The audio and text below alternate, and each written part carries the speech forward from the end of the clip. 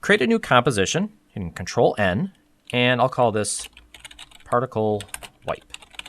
I'm just working in 640 by 480 right now, just to keep things moving on quickly. First, I'll create my type that will be my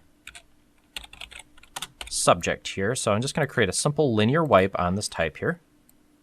And then we'll lay some particle elements on top of this to embellish this wipe. So I'll select Transition, Linear Wipe, and set a keyframe for the transition completion over the course of 1 second. So this wipes. Now it's going the wrong direction, so I'll just flip the wipe angle around and feather this a little bit. So as the type wipes on, we get a nice, smooth, feathered wipe like that. Now, the goal with Particular is to sort of, like I said, embellish this as this type wipes on. So let's create a solid for our first particle wipe. And let's apply Trapcode Particular. Now, up here in our animation presets, there are a number of great presets that have been included by Trapcode. And the first one we're going to access is called Wipe Glow Orange. And if I play this, we'll see that it looks like some glowy orange dots that wipe across the screen like that. Now, we need to make a couple adjustments here. The timing isn't quite lining up with the wipe on our text. And I also think that the particles are a little bit too big. So this is what we're going to fix. First of all, let's change the location of the emitter. Let's take a look at our settings here. We're using a sphere emitter, so it's emitting in a spherical area around this point here, in an area that's defined right here. 50 by 99 in the Y by 50 in the Z. The location is defined right here, this position X, Y, and this is keyframed. So I'm going to hit the U key to show the keyframes on this layer, and we can see that our position X, Y have 2 keyframes here.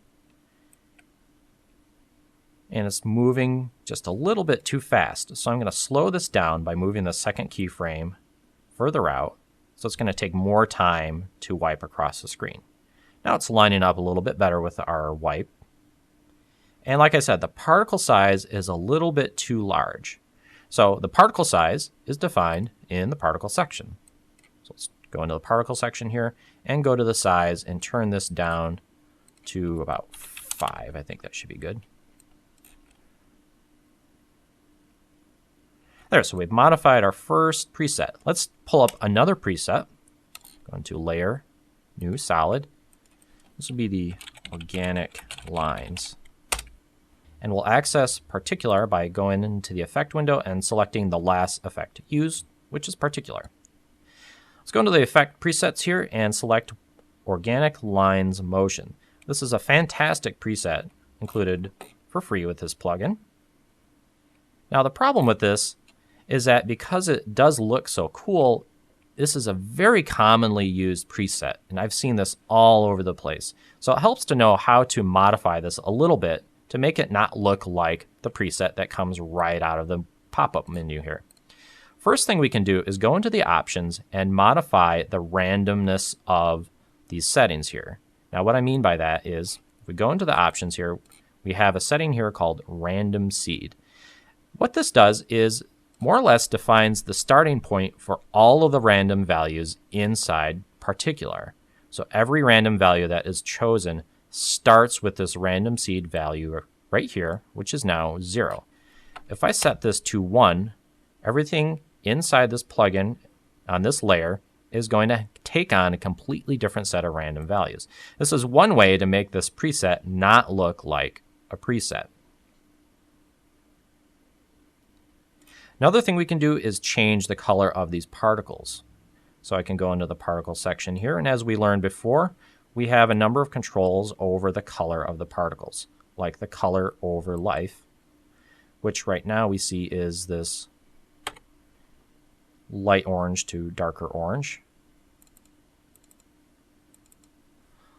Let's change this to a yellow, and we'll change this to red. just changing up the colors just a little bit. And I also would like to size the particles down a little bit so these lines aren't quite so thick. Now, you would think I'd be able to go into the particle section here and size down the particles, but you see right now, these are set to 0. Now, we're going to cover this in a lot more detail later on in the aux system, but for now, we're just going to touch on this very lightly. If we go into the aux system here, this aux system section here, the aux system is a separate section where we can emit additional particles. And what's going on here, if I go into this particle section and I turn the size up here, we can see that we have particles over here that have a size of 0. They're more or less invisible.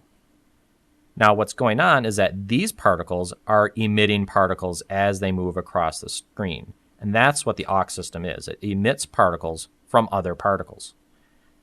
So if I go to the aux system here, we have a similar set of controls like size, size over life, opacity, etc.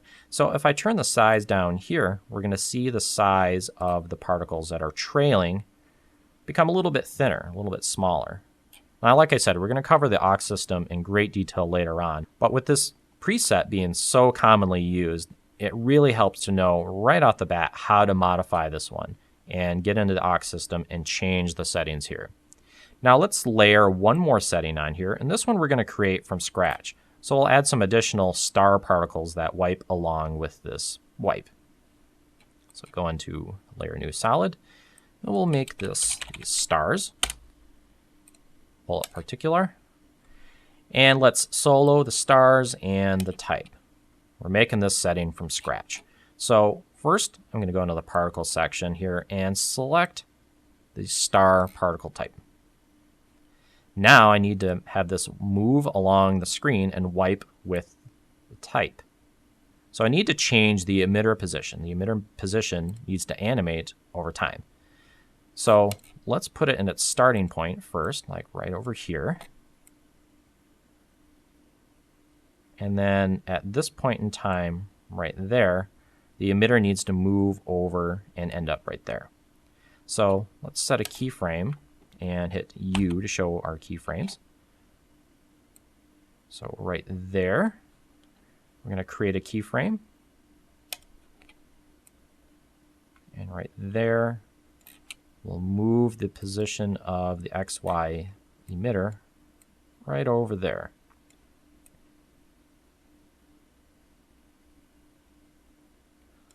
So now it's sort of wiping right along with the text. Now, what's happening is that when it gets to the end and stops, the emitter stays at this point and continues to emit particles. So what we need to do is shut off the emitter at that point. We don't want it emitting particles anymore. So up here in the emitter section, I can keyframe the particles per second to stop it emitting particles once it hits that keyframe point right there. So I'll set keyframe for the particles per second. Let's hit U again to show our keyframes and quickly animate this from 100 down to 0. So once it hits this point, it will no longer emit particles. Now, one thing I'm seeing that I don't like about this setting right now is that all of these stars are completely identical. They don't have any individual rotation or individual size or individual opacity.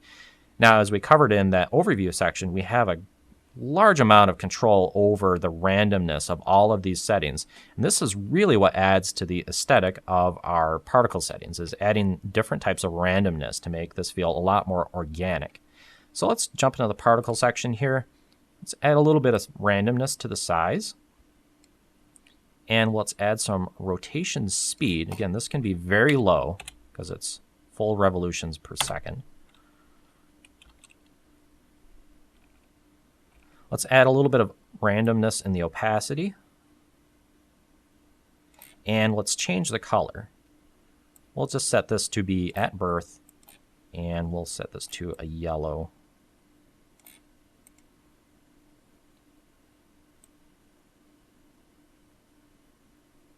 There. Now if we unsolo these two layers, you can see how all these mix together. So we've got our stars that we created from scratch. We've got the white, glow orange, and the organic lines all kind of adding on top of this little type wipe that we did to turn an ordinary type wipe into something a little more interesting.